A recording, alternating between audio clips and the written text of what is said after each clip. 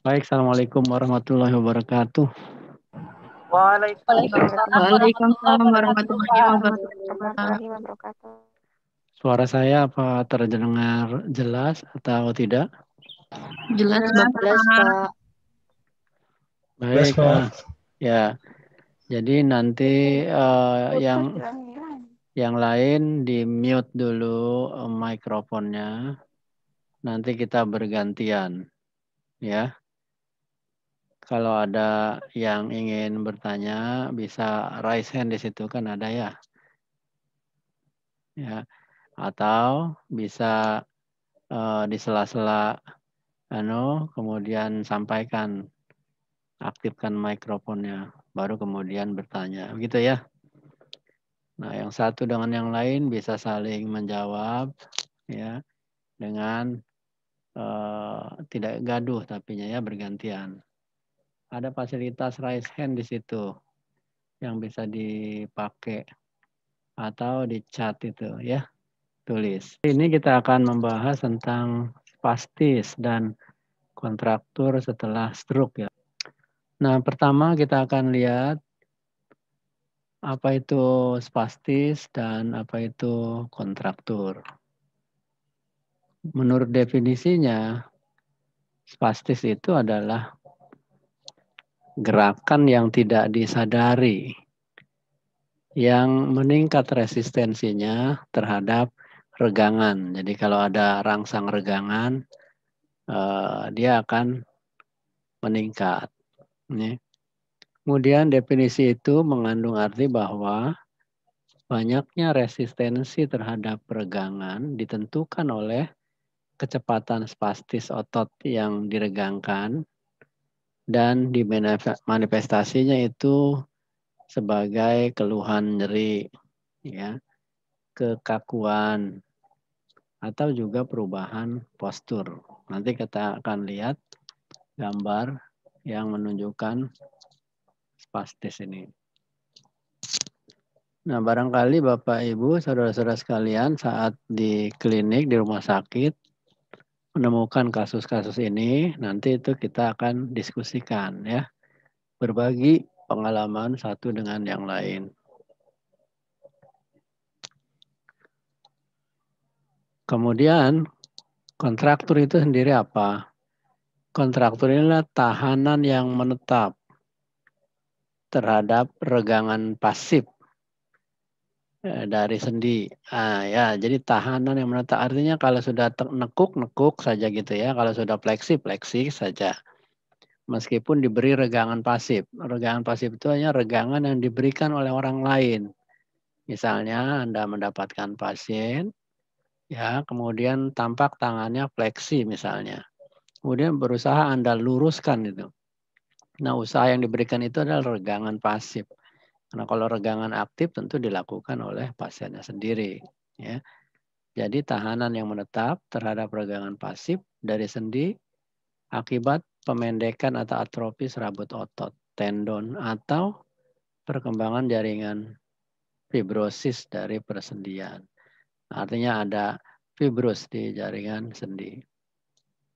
Ada juga yang mendefinisikan kontraktur sebagai hilangnya atau berkurangnya lingkup gerak sendi atau sering kita sebut ROM, range of movement atau range of motion secara pasif maupun aktif karena keterbatasan sendi. Jadi itu kontraktur dan spastis ya.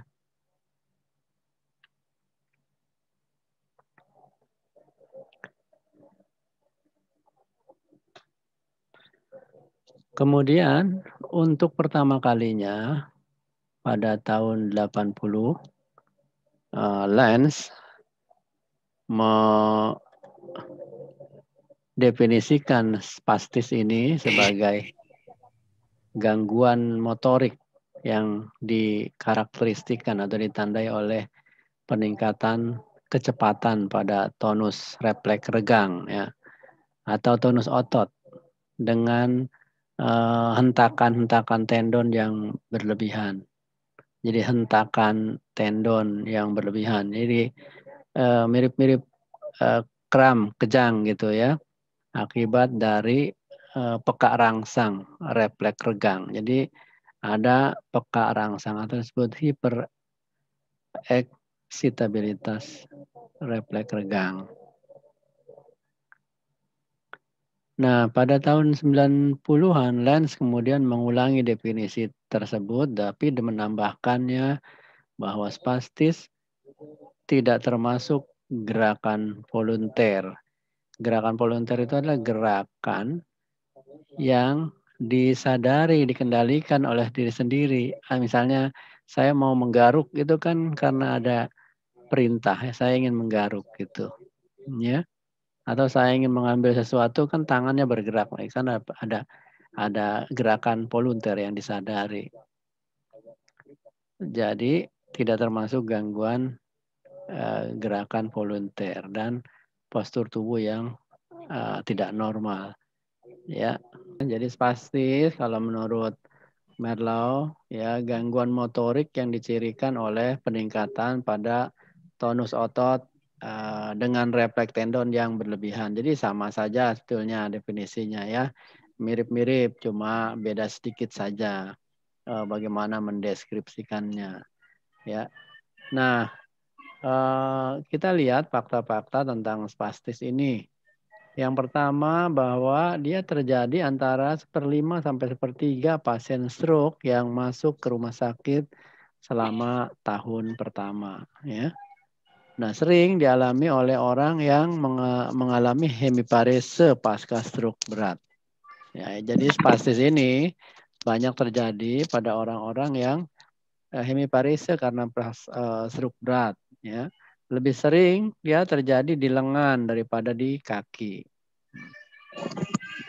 Kemudian spastis juga berkontribusi terhadap terjadinya kecacatan kalau ini tidak di treatment ya gitu. Lalu apa saja penyebabnya? Nah, spastis ini berkembang dari kerusakan susunan saraf pusat, ya, baik itu intrakranial maupun di level sumsum tulang belakang. Misalnya pada multiple sclerosis, pada stroke, pada cerebral palsy, pada SCI, spinal cord injury, pada brain injury, cedera otak. Ya. Nah, pada anak-anak ini banyak disebabkan oleh cerebral palsy. Paling umum penyebab spastik ini pada anak-anak adalah cerebral palsy. Kemudian kalau pada orang dewasa itu karena trauma. Ya. Trauma otak, kerusakan pembuluh darah otak, SCI, itu SCI tadi ya, spinal cord injury. Lalu spastis ini atau dipicu oleh banyak stimulus termasuk batuk, menguap, posisi juga mempengaruhi. Ya. Nah, lalu apa saja faktor yang memperberat spastis yang sudah ada itu dari cedera spinal kayak atau cedera otak, tumor otak, cerebral palsy maupun multiple sclerosis. Apa saja faktor-faktor yang bisa memperberat spastis pada kondisi-kondisi tadi itu? Yang pertama adalah infeksi. Ya, infeksi bisa jadi otitis, infeksi di telinga, UTI, urinary tract infection ya, atau pneumonia. Ya, itu juga memperberat kondisi spastis yang sudah terjadi. Kemudian dekubitus, pressure sore juga akan memperberat bangkitan dari spastis ini. Kemudian stimulus lain yang mengganggu misalnya kalau motong kuku atau tidak dipotong kukunya kemudian tumbuh ke jaringan lunaknya ya sehingga cantengan seperti itu juga menimbulkan stimulus juga ya. Atau sakit karena penggunaan ortotik atau apa namanya Ya ortotik itu adalah alat bantu atau apa ya, alat bantu kayak misalnya kaki palsu dan lain sebagainya itu yang tidak pas ya, sehingga mengiritasi, menimbulkan nyeri. Nah, itu akan mendorong bangkitnya spastis. DVT juga demikian, bladder distensi, tensi bladder ya, kandung kemih yang penuh. Kemudian bowel impacts ya, misalnya kayak obstipasi, konstipasi, suhu yang dingin, fatigue, kemudian seizure ya, stres, dan juga tadi malposition. Ya, Anda bisa lihat nih di sini nih, medicinemedscape.com. Ya. Nah, cedera pada spinal atau kortikal itu dapat mengubah penghambatan perangsangan pada alpha motor neuron dengan mekanisme dominannya adalah menurunkan pengaruh penghambatan pada motor neuron alfa dan gamma. Ya. Nah, neuron motorik alfa yang hiperaktif ini bereaksi berlebihan terhadap input-input yang masuk, termasuk proprioseptif ya, posisi ya dari reseptor peregangan. Misalnya tangan posisinya fleksi, ekstensi dan lain sebagainya itu bisa menimbulkan hiperaktif yang berlebihan. Ya. Kemudian apa manifestasi klinisnya dari kondisi yang tadi itu? Setidaknya ada 6 ya.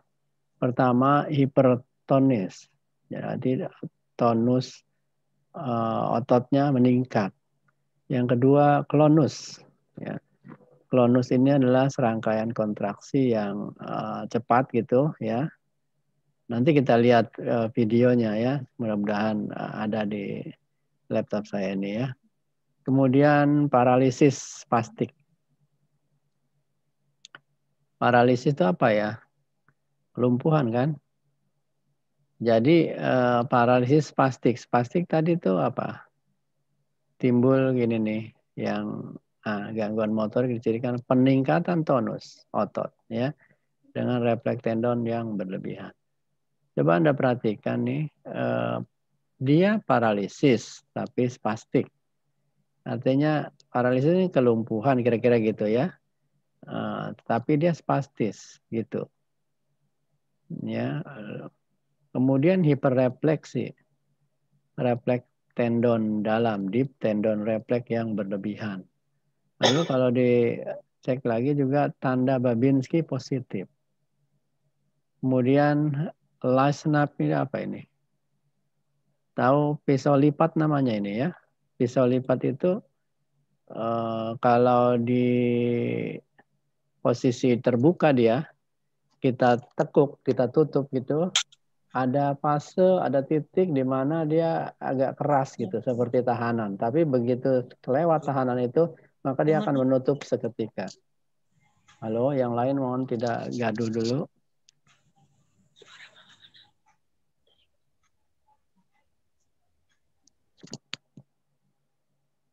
Nah, spastik juga biasanya disertai oleh kelemahan dan kekakuan otot. Setelah stroke, tonus otot ekstremitas bawah atau atas menurun. Namun bisa juga di saat yang sama dia bisa lebih tinggi dari yang normal. Ya.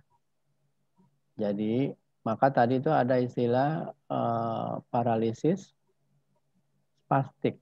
Ya. Paralisis sebetulnya pada situasi itu otot tonusnya kan sangat menurun, ya. Tapi pada orang spastis ini, pada kondisi di mana paralisis pun itu dia dapat mengalami spastik. Orang sekilas menduga bahwa oh berarti udah sembuh ini paralisisnya gitu. Padahal itu adalah serangan spastis. Ya. Mengapa bisa ada variasi tersebut masih belum jelas alasannya ya. Para peneliti masih terus melakukan riset-riset ini. Kemudian pada pasien dengan hemiparese, tonus pada lengan biasanya lebih kuat pada flexor daripada extensor. Kalau kita sebut lengan, flexor itu bagian telapak tangan sampai ke bagian dalam itu namanya flexor. Bagian punggungnya itu namanya bagian arah extensor. Ya. Sedangkan pada kaki lebih kuat ke arah extensor daripada ke arah flexor. Nah, pada orang spastis juga bisa kelihatan dari posturnya menunjukkan postur hemiplegic. Gambarannya kira-kira begitu. Siku, pergelangan tangan, dan jari-jari mengalami fleksi. Anda bisa contohkan sendiri tuh. Kalau fleksi siku berarti tangannya Anda lurus dulu ke bawah misalnya tangan, kemudian tekuk. Itu namanya fleksi. Fleksi siku. Kemudian pergelangan tangan awalnya lurus buat anatomis begitu, kemudian tekuk ke dalam. Itu namanya fleksi pergelangan tangan. Lalu jari-jari mulanya lurus, tekuk ke dalam. Itu fleksi jari-jari. Nah, kalau dengan demikian Anda bisa akan lihat itu bagaimana sebetulnya posisi postur hemiplegi pada siku, pergelangan tangan, dan jari-jari. Ya. Kemudian lengan mengalami aduksi dan rotasi internal. Aduksi itu kemana ya? Mendekat apa menjauh tubuh? Aduksi mendekat. Ya. Jadi artinya tangannya merapat ke badannya. Kemudian rotasi internal, melintir ke dalam. Rotasi eksternal itu keluar. Ya, ini melintir ke dalam. Ya, itu. Kemudian kaki. Kaki ini ekstensi hip dan lutut. Kemudian pelantar fleksi dan inversi. Itu pada bagian kaki. Ya. Kalau ditulis susah. Tapi kalau lihat gambarnya atau videonya baru lebih mudah memahaminya. Ya. Nah, ini adalah deskripsi positif, tanda-tanda positif dan negatif yang diobservasi pada kasus di mana terjadi sindrom upper motor neuron karena stroke. Di antaranya adalah ada spastis tadi itu.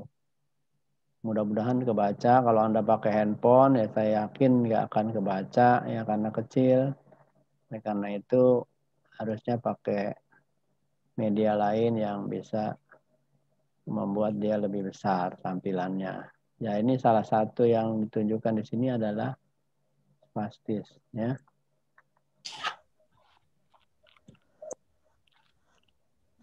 Nah kemudian ini gambarnya. Ini adalah pada ekstremitas atas. Jadi tadi aduksi, aduksi itu ini tangan ini merapat ke sini, ya, merapat ke badan ini, ya. Kemudian internal rotasi, lihat itu, perhatikan dalamnya ini melintir ke dalam, ya, dia ke arah sana, ya. Ya, jadi ini fleksi pada pergelangan tangan tadi ini fleksi pada siku ini, ya, gitu. Atau ini lebih dahsyat lagi nih fleksinya sampai seperti ini, tajam sekali, ya. Ini juga fleksi, ya. Kemudian ini bisa juga ada pronasi di forearm, ya. Ini fleksi juga nih di ibu jari, ya. Di jari-jari yang lain, ya, fleksi semua, gitu. Ini fleksi elbow tadi siku, ya. Kemudian ini juga ada deformitas pada ibu jari, ya, gitu.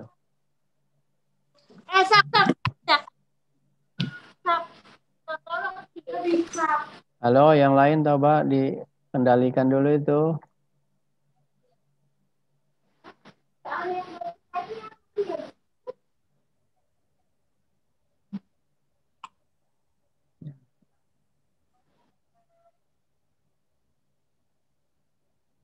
Kemudian nih spastis di ekstremitas bawah. Akan bisa membentuk equinovarus nih, lihat nih, ininya gerakan ke dalamnya. Ya, jadi ini ke situ atau disebut juga inversi nih sebetulnya ya.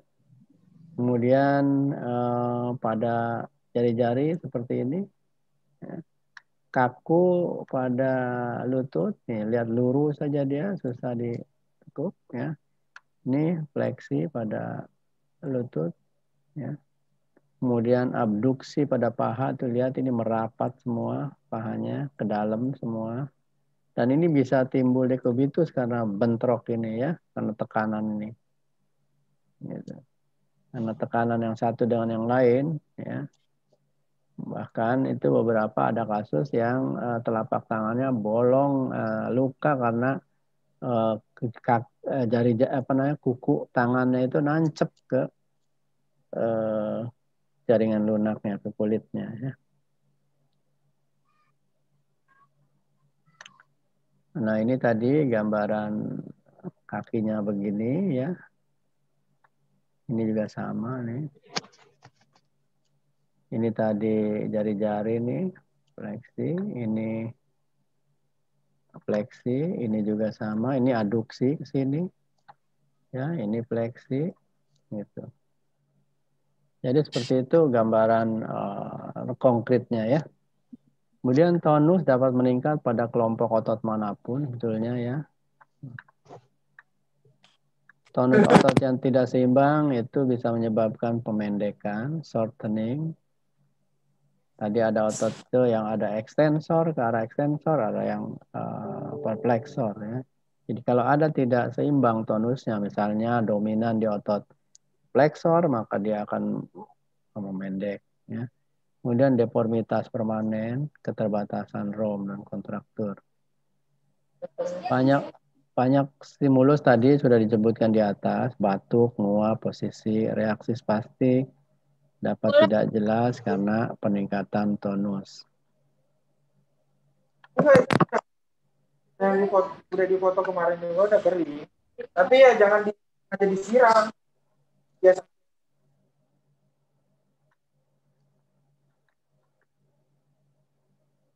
Saya keluarkan yang ribut tadi ya. Mengganggu telinga kita nggak nyaman.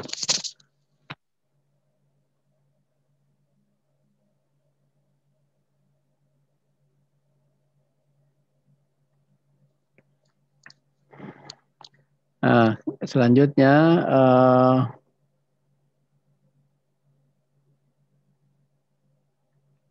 reaksi spastis dapat tidak jelas karena peningkatan tonus otot. Jadi ini bisa membingungkan kita semua, termasuk keluarga. Yang pertama ya, misalnya dia stroke, ya dari rumah dibawa ke rumah sakit mengalami kelemahan satu sisi misalnya atau kelumpuhan. Tapi satu ketika dia ngelihat kok itu bergerak gitu ya, tangannya jadi nekuk ya, bergerak fleksi misalnya. Dia menganggap itu oh berarti udah tidak mengalami kelumpuhan lagi gitu. Padahal itu bukanlah tidak kelumpuhan. Itu adalah gerakan spastis ya pada bagian tubuh yang paralisis. Maka tubuh tadi ada paralisis spastik. Ini gitu. Bisa juga memang ada peningkatan tonus ya. Jadi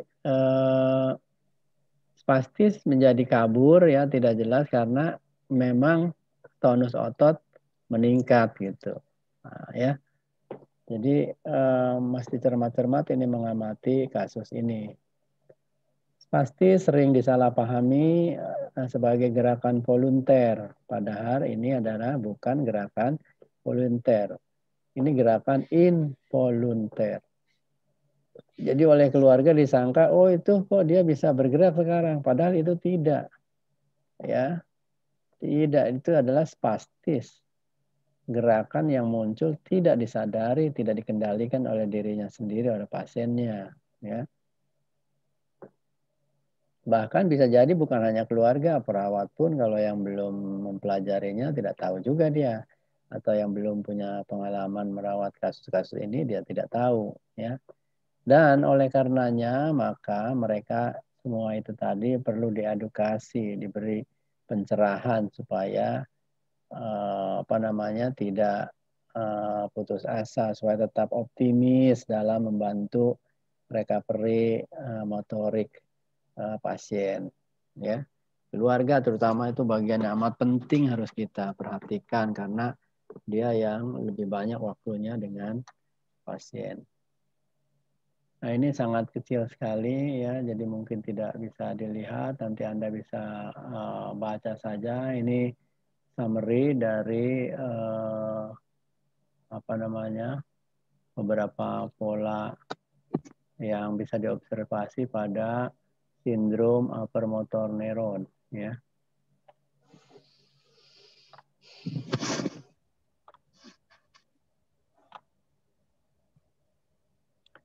Nah, kemudian efek spastis dan kontraktur. Yang pertama nyeri.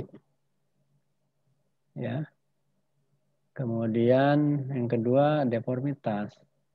Bisa skoliosis, bisa dislokasi hip, ya.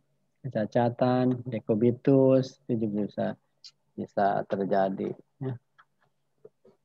Nah, pada waktu kita merawat pasien ini, maka asesmen perlu dilakukan. Utamanya tanyakan kapan spastis ini mulai terjadi, lalu apa yang sudah dilakukan untuk menanganinya. Ya. Dengan menurunkan spasmenya, pasien memungkinkan untuk bisa berdiri dia, memegang, menggenggam, bahkan berjalan. Memudahkan transfer, pindah dari satu tempat ke tempat lain, termasuk duduk di kursi. Ya, tentu ini perlu treatment tadi ya, turunkan spasmenya gitu. Faktor yang memperburuk tadi sudah di atas sebetulnya yang slide sebelumnya.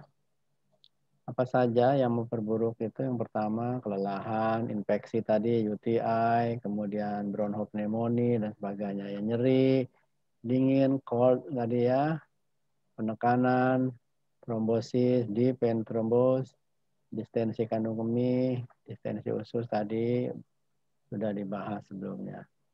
Kemudian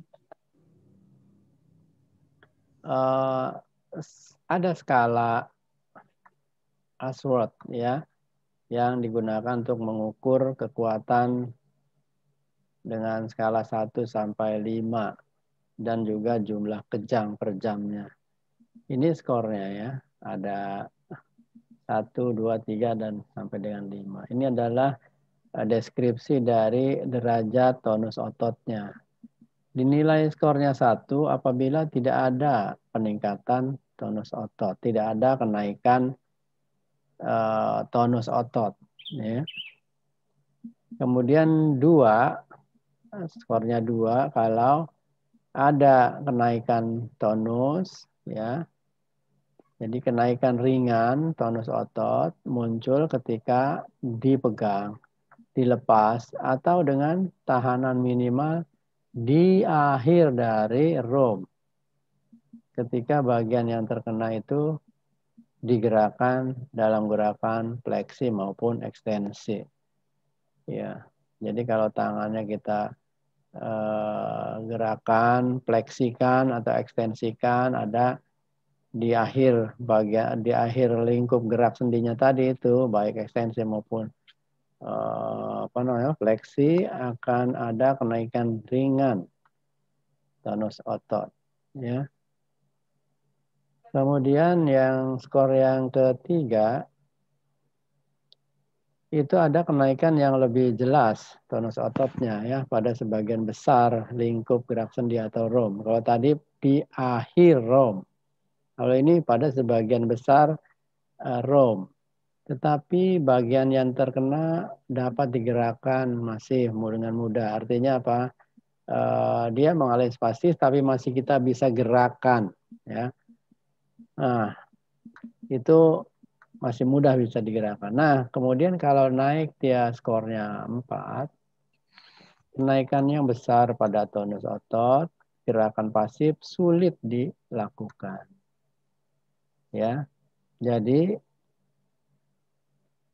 digerakkan oleh pemeriksa, ya misalnya oleh perawat atau oleh dokter dan sebagainya, fisioterapis, ini susah dia. Misalnya kita mau luruskan gitu ya, tangannya posisi fleksi, kemudian kita mau luruskan itu susah. Ya, jadi kondisi 4 ini tentu lebih berat daripada yang 3. Kemudian yang 5, bagian yang terkena kaku baik pada fleksi maupun ekstensi, nggak bisa diapa-apain ini, ya kaku. Kalau ditarik pun itu ya mungkin badannya malah yang bergeser ya. Itu. Nanti kita akan lihat contoh videonya ya biar lebih mudah. Kemudian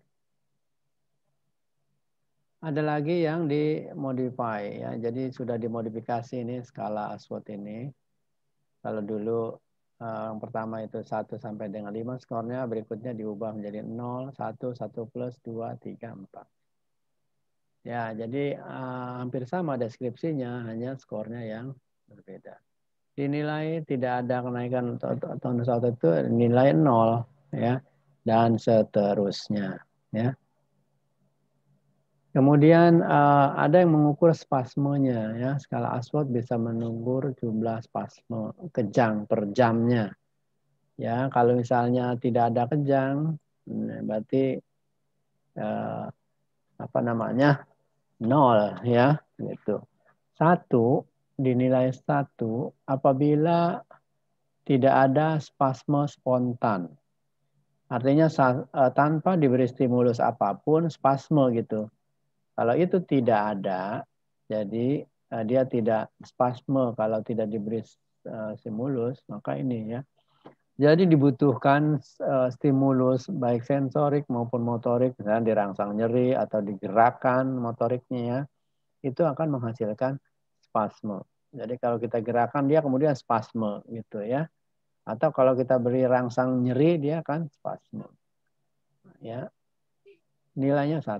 Kemudian 2, apabila terjadi kadang-kadang spasme spontan. Ya, atau spasme mudah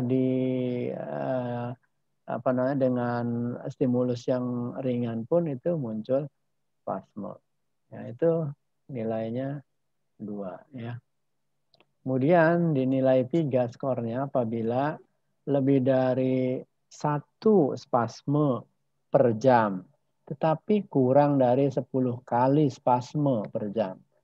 Jadi Anda tinggal amati aja, misalnya jam 7 kita periksa, sampai dengan jam 8 itu, kalau dia ada spasme, ya tapi kurang dari 10 kali dalam 1 jam itu, maka disebut dinilai skornya 3. Ya. Nah kalau lebih dari 10, spasme spontan, itu nilainya 4. Ya. Lalu pencegahan dan treatment. Yang pertama, hindarkan faktor yang memperberat. Apa saja? Retensi urin, konstipasi berat, iritasi kulit, dekubitus, kemudian kecemasan, rangsang yang tidak menyenangkan. Nah, itu semua bisa memperberat. Ini adalah faktor-faktor yang memperberat spastik. Ya. Karena itu harus dihindari. Positioning maupun duduk itu juga ikut mempengaruhi. Supin yang lama meningkatkan spasme ke ekstensor. Ya, rotasi eksternal bahu bisa menurunkan tonus. Nah, jadi posisi juga mempengaruhi. Kemudian pasif movement dan fisioterapi. Jadi lakukan gerakan pasif untuk peregangan otot dan mempertahankan rope. Jadi harus lakukan gerakan ini ya. Pasiennya mungkin tidak bisa melakukan sendiri, oleh karena itu harus dibantu ya melakukan gerakan pasif dilakukan oleh orang lain ya. Kemudian selain itu splinting. Splint itu dibidai. Ya, misalnya fleksi dia di pergelangan tangan, maka dikasih bidai dia supaya lurus posisinya gitu ya. Casting itu di gips. Ya. Kemudian obat-obatan ada oral antispastik misalnya baclofen, diazepam gitu ya. Kelompok obat-obat penenang nih. Kemudian lokal regional treatment misalnya injeksi toksin botulinum ke dalam otot untuk menurunkan spasme, menurunkan tonus, menurunkan clawing tadi pinjer ya yang nekuk gambarannya clawing itu seperti fleksi dia di jari-jari ya. Kemudian blok saraf lokal dengan etanol atau fenol. Bisa juga prosedur pembedahan, rizotomi anterior, rizotomi posterior, atau melakukan tendon lengthening, memanjangkan tendon, ya, gitu. Nah, ini adalah beberapa obat-obat yang dapat digunakan dalam mengatasi spastis nih, baclofen, merek dagangnya ini Lioresa. Dosis awal untuk dewasa begini, dosis awal untuk dosis maksimum untuk dewasa 80 mg. Ini dosis untuk anak ya. Jadi ada baclofen, diazepam, tizadin dan sebagainya termasuk klonidin ya. Ini banyak riset-riset yang sudah dihasilkan ya. Ini misalnya efek stressing device on hand spasticity in chronic hemiparesis stroke patient. Jadi efek alat peregangan pada spastisitas lengan ya, pada kasus pasien stroke hemiparesis kronik. Jadi banyak, saya kira Anda tinggal kunjungi websitenya, cari yang terbaru. Ini udah lama nih, 2011 ya. Itu. Ini juga sama nih ya, hasil-hasil riset. Anda bisa kunjungi di sini ya. Mudah-mudahan belum di drop oleh apa namanya konten kreator YouTube-nya ya. Kita akan lihat itu, saya kira apa namanya materi terkait dengan spastis. Kita akan lihat videonya, mudah-mudahan ada ya. Saya cari dulu. Sambil Anda silakan siapkan pertanyaan-pertanyaan, mungkin ada yang ingin ditanyakan. Sambil saya mencari videonya. Kalau pakai handphone mungkin nggak nampak. Sudah kelihatan, Pak. Sudah Pak, nampak Pak. Sudah, Pak. Nah, ini adalah last knife tadi itu ya. Ini fenomena pisau lipat namanya. Coba perhatikan sekali lagi.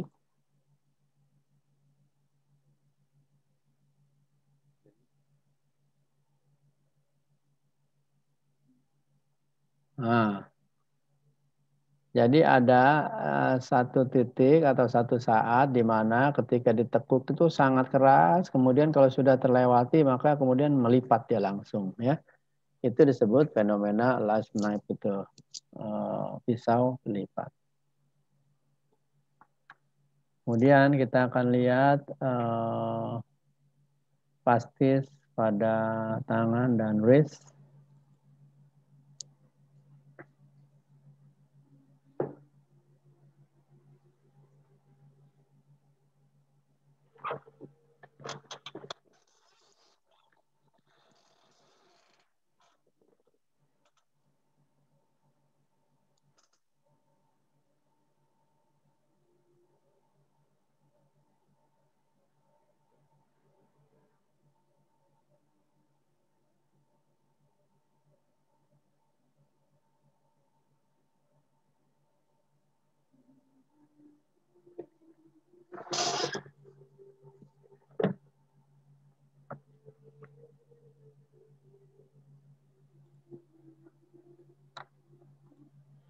Nah, coba perhatikan ini jari-jari ini nih ya. Kuku ini bisa berbahaya kalau dia spastisnya terus-terus ya, karena ketika melipat menusuk telapak tangan ini maka bisa luka ya gitu. Demikian juga ini bisa melukai ini. Oleh karena itu kuku mestinya dijaga supaya tetap rata, pendek, rata ya, gitu. Tidak menimbulkan luka saat dia mengalami spastis. Nah, ini hal-hal kecil ini perlu diperhatikan. Kalau dia kalau sudah luka, maka ada potensi memanjang lagi masa rawatnya, biaya juga akan naik untuk merawat luka dan sebagainya ya.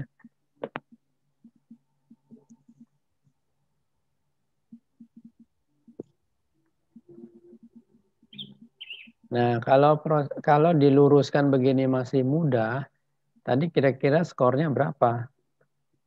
Kalau diluruskan ini nggak bisa sama sekali, skornya berapa? Tadi pakai skala Ashworth tadi itu bisa kita gunakan. Ya.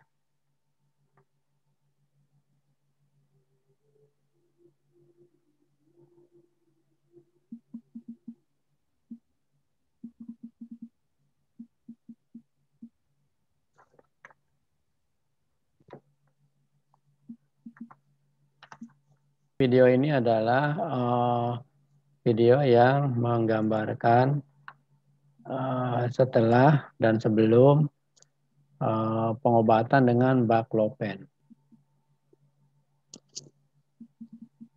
pada kasus SCI torakal 6.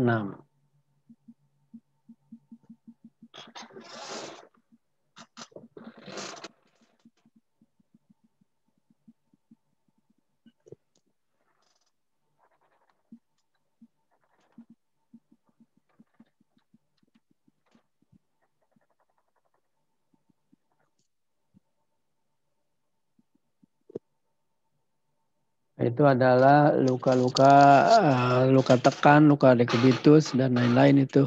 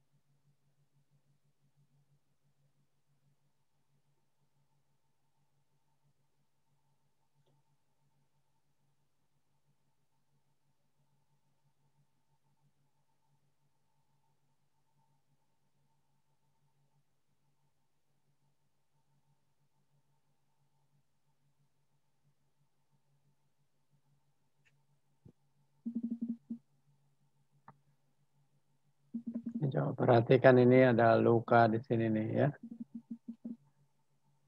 Luka tekan.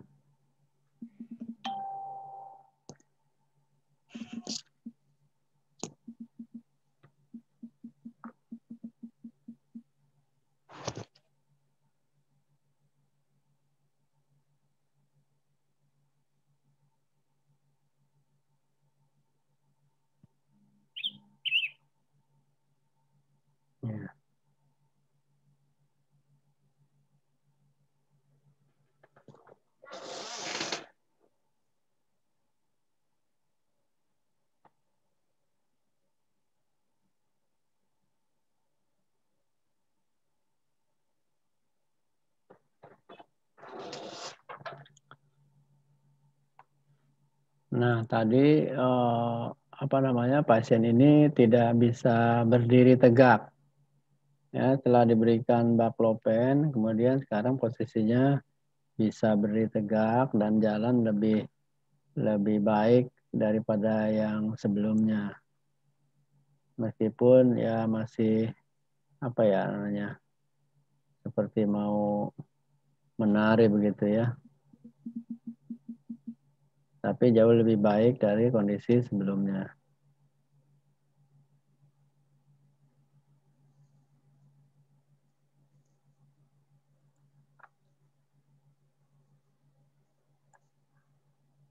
Nah, itu beberapa contoh video yang menunjukkan spastis, ya, dan bagaimana penanganannya. Anda bisa mencari video serupa atau video-video lain yang berkaitan dengan spastis agar memberikan gambaran yang lebih konkret lagi, ya. Saya kira itu yang bisa disampaikan untuk spastis ini. Silakan apabila ada yang ingin didiskusikan.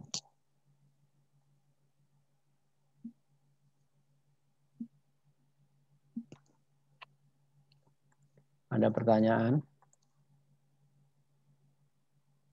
Assalamualaikum warahmatullahi wabarakatuh, Pak. Salam. Ya, silakan.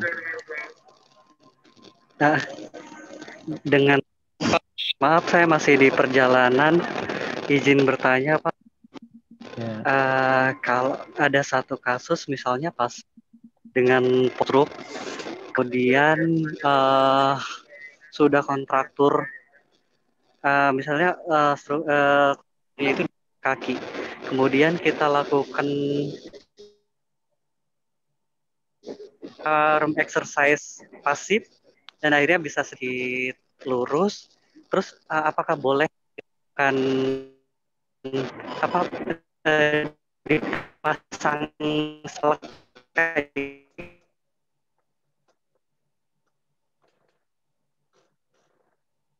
Yang lain bisa mendengar lebih jelas? Tidak?